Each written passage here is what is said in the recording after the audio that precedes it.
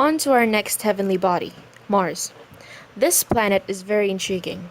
With its signs of water in its polar ice caps and thin atmosphere might be evidence that there were some life forms that might have lived on this planet. Though MER, or Mars Exploration Rovers, Curiosity is searching for knowledge about Mars bit by bit. Somehow, NASA finds some evidence that water really did exist in Mars, and it also had a human-friendly environment where we, theoretically, might have been able to live there. What if we teleported to Earth from Mars? I don't know, maybe we did?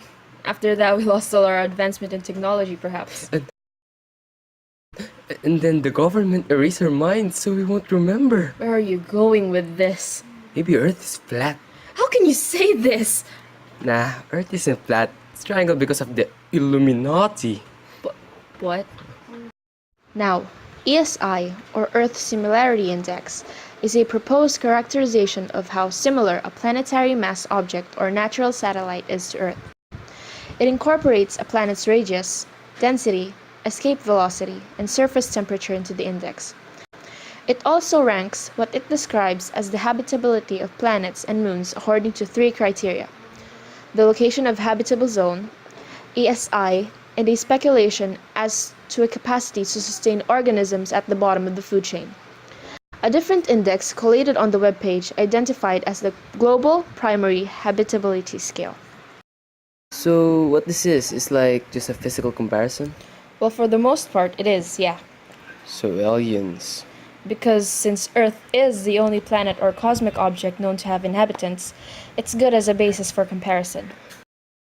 And The closer a planet or satellite gets to the Earth in any aspect, gives it a bigger possibility to have inhabitants as well.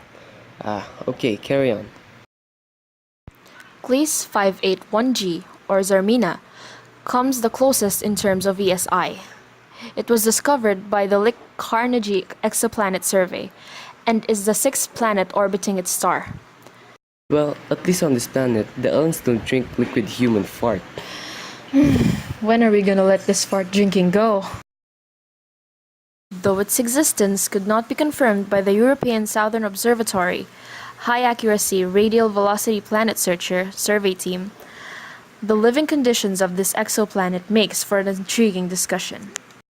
Do you think that we can somehow transport to these planets and live there, or... I mean, unless we discover how to travel in the speed of light.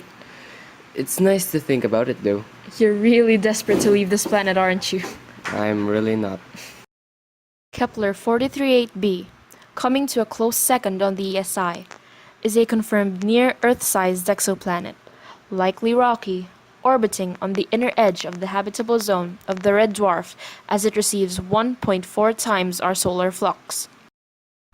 Discovered in 2015, this planet is prone to large amounts of radiation from its star. Its host star is a flare star, emitting stellar flares far more powerful than what the sun emits. The planet is more likely to resemble a larger and cooler version of Venus. Venus must be so offended. Cooler version of Venus. Wow, at least Venus is hot. Well, even though these two planets are at the top ranker in ESI, they're still considered inconclusive in terms of being habitable. Created using Powtoon.